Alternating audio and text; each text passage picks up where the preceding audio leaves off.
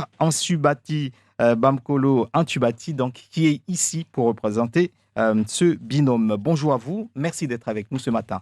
Bonjour André, bonjour à tous les habitants de Mayotte, en particulier un petit clin d'œil au Pamandia. Alors, vous, pareil, qu'est-ce qui vous a poussé à organiser ce binôme donc, avec Mohamed Ali Hamid pour vous présenter aux élections départementales?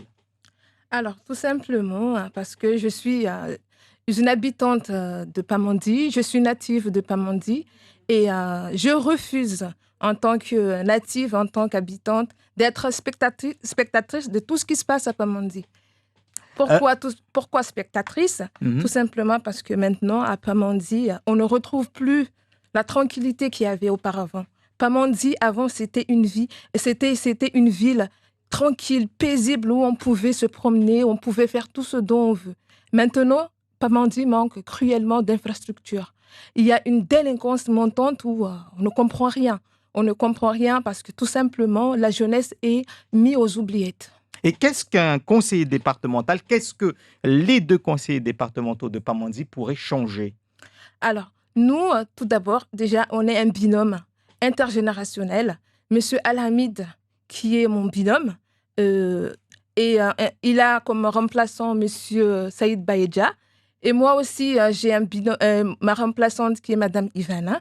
On constitue un binôme je dirais pas de qualité, mais un binôme qui a été mûrement choisi, mûrement réfléchi, où les Pamandiens se disent, enfin, notre équipe se sont dit que pourquoi pas prendre la jeunesse que moi, j'incarne et Monsieur Mohamed Elamid qui incarne la sagesse. Nous, ce qu'on peut apporter à Pamandi, c'est que les jeunes se retrouvent à travers moi, qui sera là en tant que conseillère, parce que tout simplement, je suis professeure des écoles, je suis éducatrice, et donc je sais que ce qui pèse vraiment en ce moment à Pamandi, c'est cette jeunesse qui est en perdition, qui ne se repère pas. Donc l'éducation est une priorité. C'est une priorité à Pamandi où la tranquillité n'est plus, où il y a une délinquance montante, je dirais une montée de violence incomprise de tous les habitants. En matière de compétences régionales, puisque là, vous aurez la compétence de conseil départemental, mais également de régional. Qu'attendez-vous de cette compétence aujourd'hui qui n'a jamais été finalement réellement exploitée? Alors, je dirais que Mayotte, certes, en ce moment, hein, il y a la loi programme qui est en train de se mettre en place. Mais ce que nous, on attend, c'est que nous, en tant que futurs conseillers départementaux, qu'on nous octroie nos droits. Parce que tout simplement, on nous dit qu'on est région. Bah, certes, Mayotte, c'est un département-région, mais si un département-région, la région ne peut pas exercer ses pouvoirs, ne peut pas gérer le budget, puisque c'est en ce moment, c'est géré. Avant, c'était géré par la préfecture. Maintenant, le préfet, lorsqu'il il est passé la dernière fois ici, il a expliqué que apparemment, il y a un jeune Mahorais qui vient d'être recruté et ça va être géré avec la préfecture et le département. Ça, c'est pour les fonds européens. Oui, c'est pour le fonds européen. Mais comment ça se fait qu'on nous dit être région alors que la Réunion, les autres départements, les autres régions... Vous êtes donc opposé à cette cogestion et si vous êtes élu, vous allez essayer de changer cela? Je ne vais pas essayer de changer cela parce que je vais aller dans le sens puisque ça a été déjà adopté. Mais dans les années à venir, on essaiera tout de même de faire... comment dirais-je, de faire gagner ce manque que les Mahorais n'arrivent pas à avoir. Vous avez parlé tout à l'heure des consultations sur la loi programme Mayotte. Oui. Est-ce que qu'en pensez-vous? Que pensez-vous de cette consultation et est-ce que vous y avez contribué avec votre binôme? Alors, tout simplement, cette loi, elle est en train de se mettre en place. Hein. je ne peux pas me pencher et me positionner tout simplement parce que c'est aux Mahorais de décider, puisque le préfet, il est en train de Mais sillonner. vous êtes mahoraise. Oui, je suis mahoraise, mais je suis mahoraise et justement candidate. On attend d'abord de voir tout ce qui se sera décidé pour et justement essayer. Mais je trouve que ce qu'on essaye d'inclure dedans, inclure les caddies, parce que tout simplement comment monsieur Midladji l'a dit tout à l'heure, hein, on essaie d'inclure les caddies, le vice-rectorat, et donc tout ça, on s'est rendu compte que Mayotte a des cultures. Et la culture, auparavant, on faisait appel aux caddies et on les avait mis, si je peux dire, un peu au placard.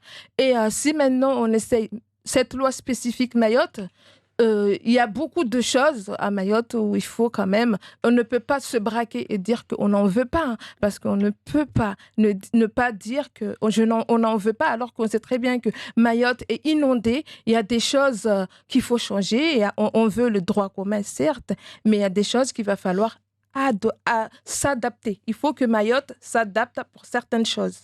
En quoi est-ce que votre binôme est meilleur par rapport aux 3 autres binômes de Alors Pamandzi? là, André, dire Mais meilleur. si vous êtes candidat, Oui, c'est oui, parce oui, que vous c'est vous que- sentez meilleur par rapport à ces 3 autres-là. Et vous avez un projet pour que vous soyez élu. Et la population de Pamandzi est censée voter les Oh, meilleurs des le meilleur 3 des binômes, binômes, des 4 binômes. alors, je ne veux pas être hautaine et dire qu'on est le meilleur binôme, mais tout simplement, nous, on trouve que les Pamandiens devraient se retrouver en nous, tout Mhm. simplement parce qu'on incarne, comme je l'ai dit tout à l'heure, hein, on incarne la jeunesse, on incarne la sagesse, et notre projet à nous, c'est justement essayer d'amener l'entrepreneuriat, essayer de pousser la jeunesse à entreprendre, essayer de pousser les jeunes à s'insérer, à se former, mettre le paquet sur l'éducation.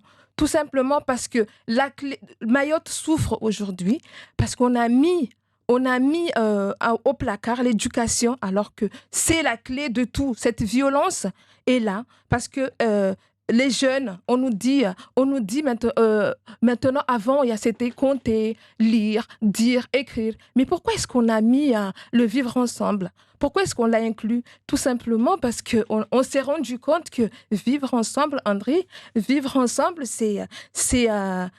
la jeunesse devrait apprendre à vivre ensemble. Et nous, en tant qu'adultes aussi, on devrait vivre ensemble, s'accepter, quelle que soit la divergence ou les conflits qu'on aura, mais il faut qu'on arrive à vivre ensemble. Et donc, notre binôme, l'entrepreneuriat, l'insertion, la formation, l'éducation, plus l'économie, puisqu'on a l'aéroport de Pamandzi. Pamandzi, c'est la porte d'entrée de Mayotte, comme vous le savez.